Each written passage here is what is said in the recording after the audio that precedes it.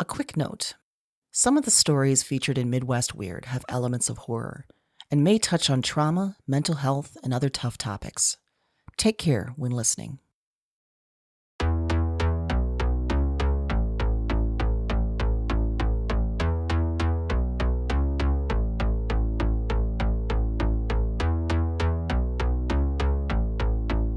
This is Midwest Weird, an audio literary magazine from Broads and Books Productions.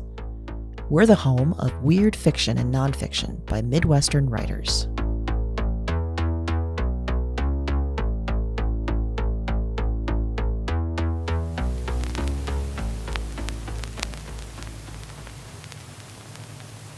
Today's episode, a short story by Maxine Firehammer, titled The Highway, read by the author.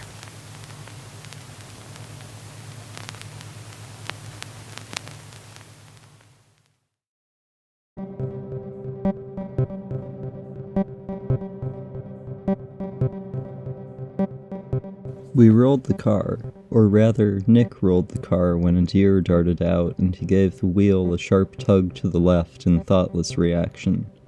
One complete spin and into the ditch. We landed almost right side up, tilted a little against the dusty bank. The radio was still playing. Nick switched it off. He didn't use the knob, just palmed the dashboard. The thud of his hand rattled a few more tinkling pieces of glass from the shattered windshield. We sat in silence for a minute.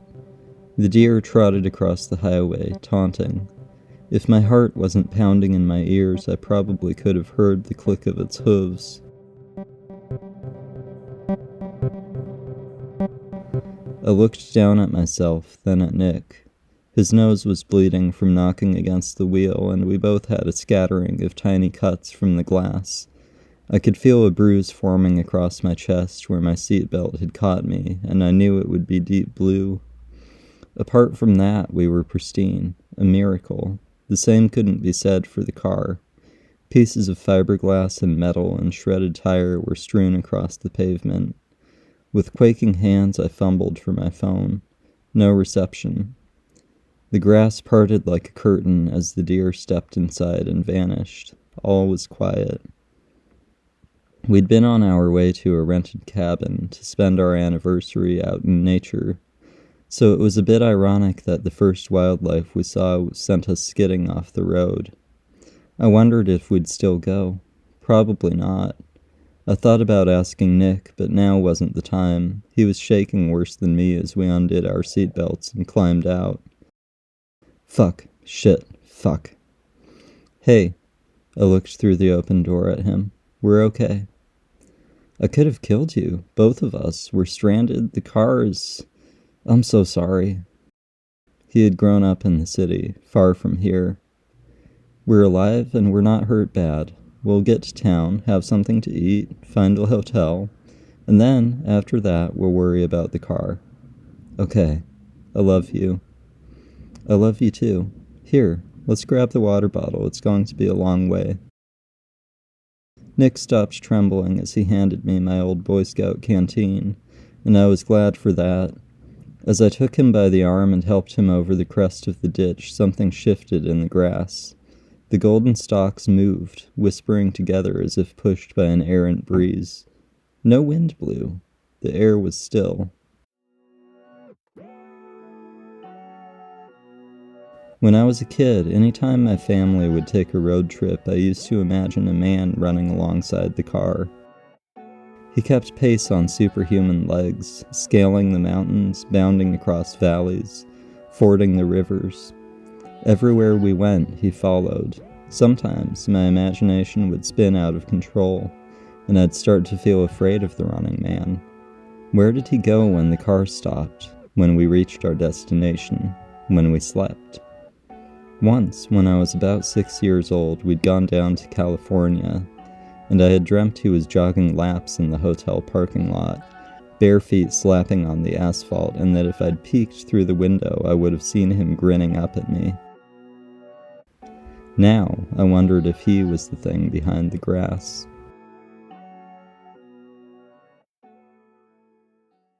The walk was hot and long. It was late afternoon, and we'd meant to get to the cabin around dusk, and the orange sun smoldered like a dusty old space heater, its rays reflecting up at us off the pavement. I took a long drink from the canteen, water escaping from the corners of my mouth and dripping down my cheeks, and passed it to Nick. He held it with both hands. Mountains loomed in the distance, blue and colossal. They seemed unreal, like matte paintings in a movie. I looked at them, pausing for a moment to let the ache in my feet dull. I saw movement again, far off this time, deep in the fields. Whatever was out there was larger than a deer. "Do you see that?" I asked Nick. "Where?" "Over there, way back in the brush." "I don't see a thing." He shielded his eyes with a flat hand. "Those mountains are pretty, though." "Yeah, they are. You're pretty, too."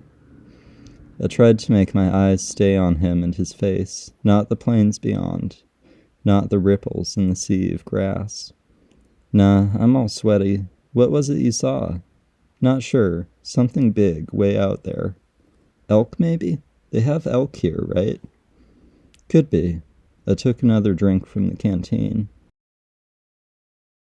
We'd been walking for close to an hour when a truck blew past us. It was an old model, powder blue and rusted, but going like a bat out of hell. As it passed, a teenager with a peeling sunburn on his nose leaned out and spat at us. The gob of phlegm sailed through the air and splattered at my feet. He shouted something I didn't catch over the growl of the motor and the rush of air, but I could probably guess if I had to. I couldn't tell if it was the clothes we were wearing, or our haircuts, or something else that gave it away. Somehow, guys like that just always knew. It dawned on me that we were alone out here with the truck, and with whatever kept rustling through the grass. I'd brought a utility knife and a hatchet for collecting firewood, but those were all back in the car. We were defenseless. "Asshole," Nick said. "Yeah." I felt him take my unsteady hand, and we watched the truck grow smaller and smaller as it drove up the road away from us. I was waiting for it to turn around, to stop shrinking and begin to loom like the mountains. To my great relief, it became a speck and vanished over the horizon.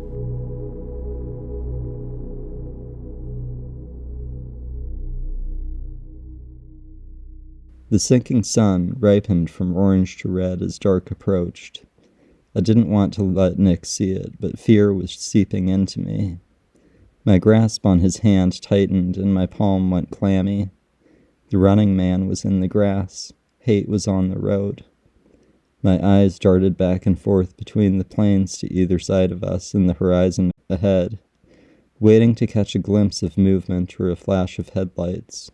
I wished for my weapons, abandoned in the trunk. I felt like prey.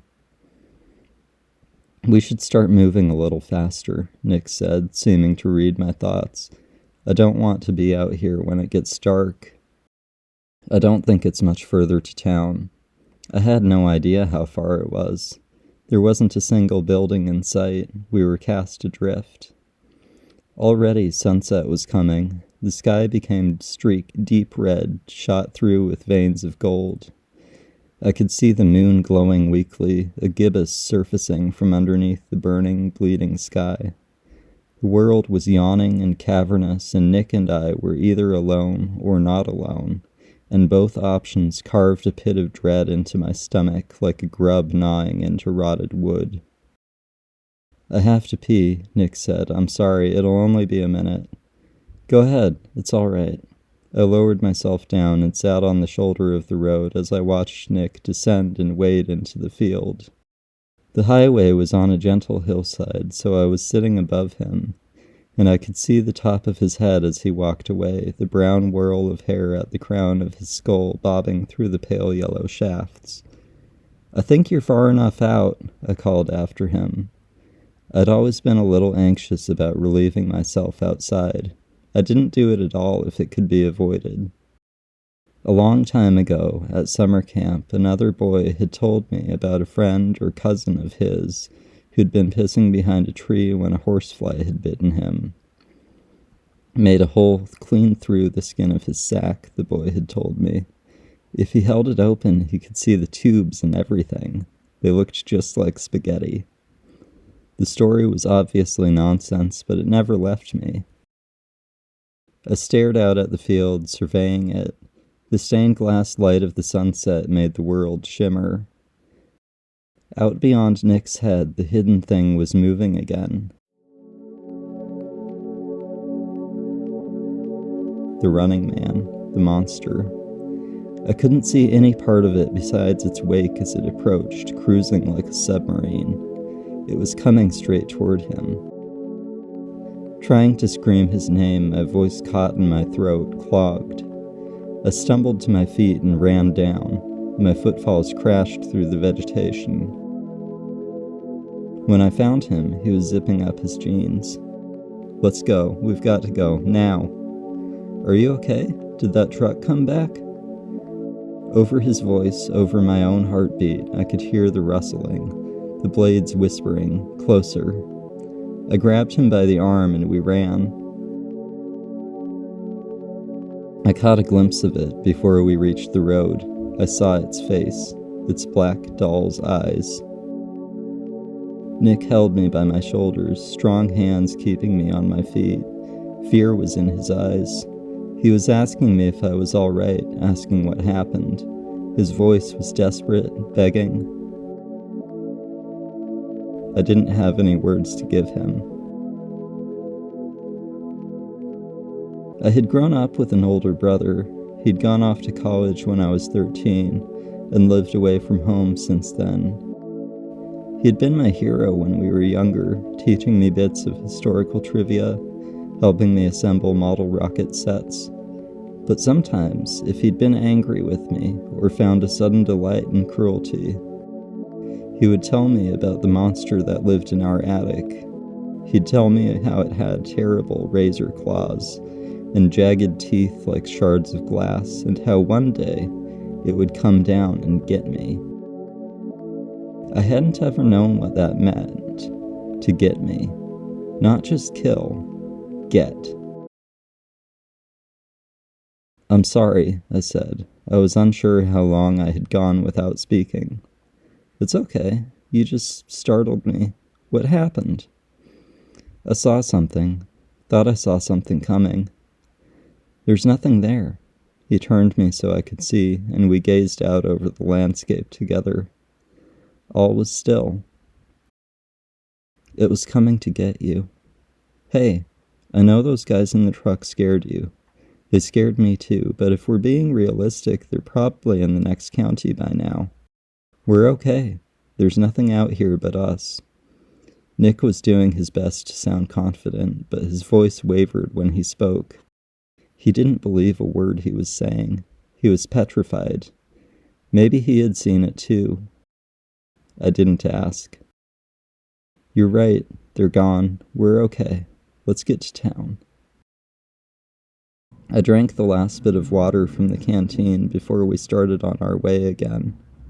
It tasted metallic. With gravel embedded in the bottoms of our shoes and terror squeezing at our insides, we kept going. Dark was coming fast. The only evidence that a sun had ever existed was a reddish glow in the west, making embers of the mountains. The moon emerged, with a sickly yellow tinge to its light. We passed a sign that told us Glendive was only 3 miles away, reflective white letters giving off a weak gleam. Crickets droned. The empty canteen clanked at my hip. Far off, an animal made a mournful wail. I remembered how the jaw hung open, long purple tongue lolling and swinging back and forth, how the teeth glinted, row after row of them pointing in all directions, how the big dark eyes blinked at me, full of curiosity and hunger.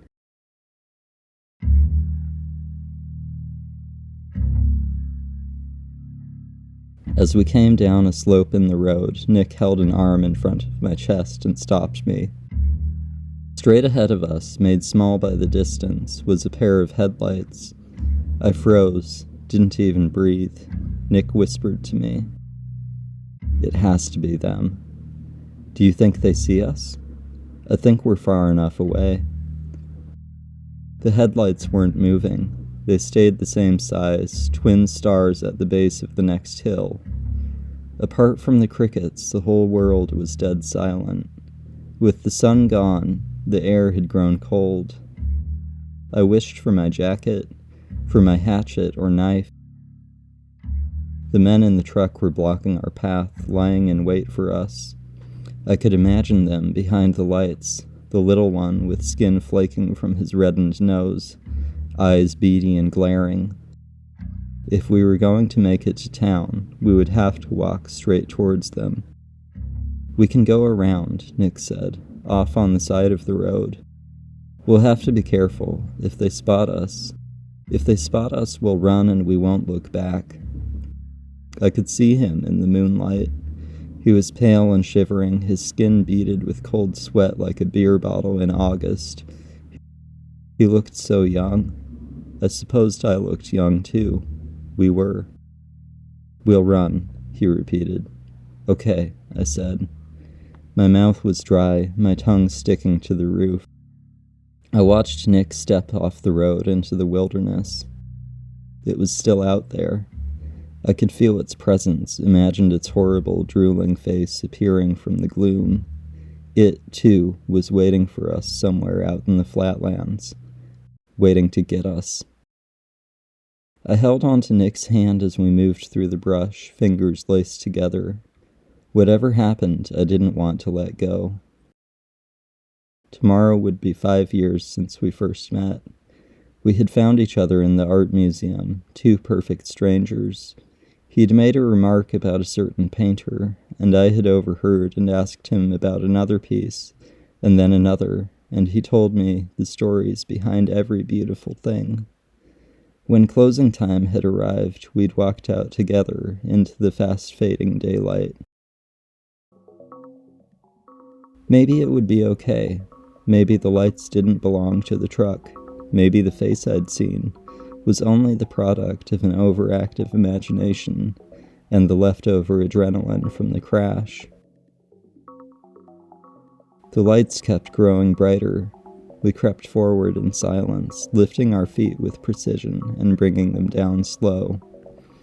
I remembered a story of a wildlife photographer who'd been stalked by a tiger, and I wondered if the monster, could smell me, if the men in the truck could hear my breath, what they intended to do if they found us.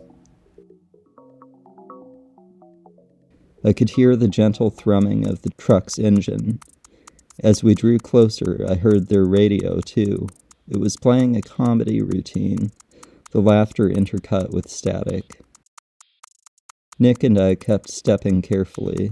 The headlights shone on us, beams cut into little strips. Next to the truck, a shadow was crouching. A funny smell filled the air, a meaty, coppery scent. Another, fainter sound joined the engine and the radio. It was a wet noise, like a cat washing itself. Against all judgment, all instincts, I let go of Nick's hand. On the day we'd met, he'd shown me a vase with a picture of Orpheus, the man who looked over his shoulder because he had to see. I had to see. I went to the edge of the road. I looked. The old powder blue truck was flipped over, wheels turned skyward. The cab was crushed almost flat. Blood spilled from it and pooled on the highway. Hunched over beside the wreck, the thing sat on its haunches and lapped up the red with its tongue. I could see all of it now, out in the open, in the middle of the road, naked and hairless. Legs ending in humanoid fingers with hooked talons, sinews straining in its long limbs, jaw unhinged and dangling. It hurt to look at, the kind of pain caused by staring into the sun. I couldn't take my eyes off it. Nick was watching too, peering over my shoulder. The thing had stopped licking up blood and sauntered over to the cab of the truck. An arm was sticking out of the window in a flannel sleeve, splayed out onto the road. One clawed hand wrapped around the wrist and pulled. There was a sucking sound and the tearing of fabric, and the arm was lifted into the still night air, dripping. It tilted its hideous head back, a long head, like a horse. Opened its mouth, made a noise like a straw reaching the bottom of a milkshake. The arm was gone. Red strands of drool hung from its jutting chin. Its pointed teeth glistened with a mix of spittle and blood. Its tongue flapped from side to side like the pendulum in a grandfather clock. It looked at us. I could see my reflection in its huge black eyes. A question lurked behind them, like it was wondering what we were, how we tasted, and what we would look like when we were taken apart.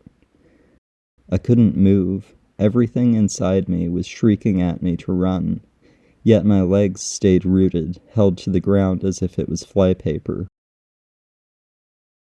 The thing cocked its head a little. It started to change.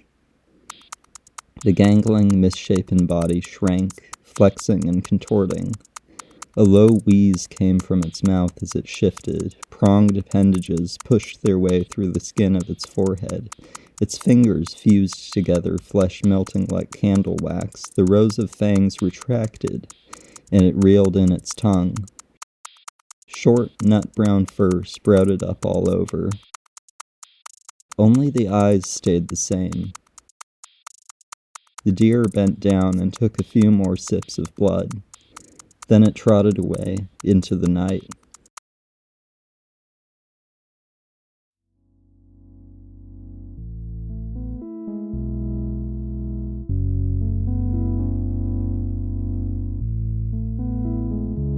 I couldn't remember the rest of the journey into town, nor could Nick. We moved on autopilot. When we checked into the motel, we told the clerk we'd seen another wreck on the road, a bad one. We got a double room, just in case. The restaurants were all closed, but there was a bar open. I filled my stomach with hot, greasy food, surprised to still have an appetite. Nick just got drunk. I didn't blame him. When we headed back, I let him sling his arm over my shoulder and held him up. I tried to stay on the sidewalks with the most street lamps. In an unfamiliar bed, with crisply ironed sheets, I lay awake.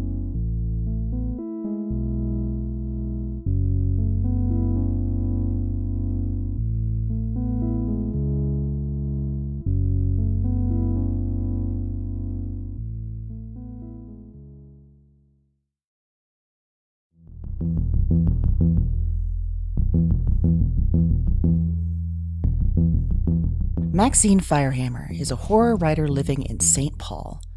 She's previously had work appear in Hash Journal, the Molotov Cocktail, and the Magazine of Fantasy and Science Fiction. Watch for an upcoming bonus episode where we chat with Maxine about this story, writing, latest obsessions, and more.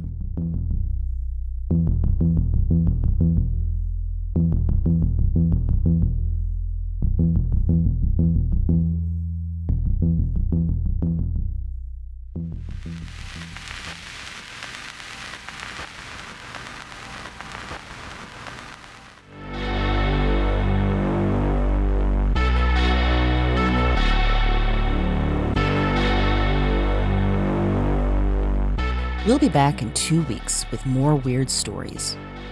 If you like what you hear, subscribe, like, and review the show. And if you want your fiction or nonfiction to appear on Midwest Weird, send us your work. Read the show notes for a submission link. Thanks for joining us, and stay weird.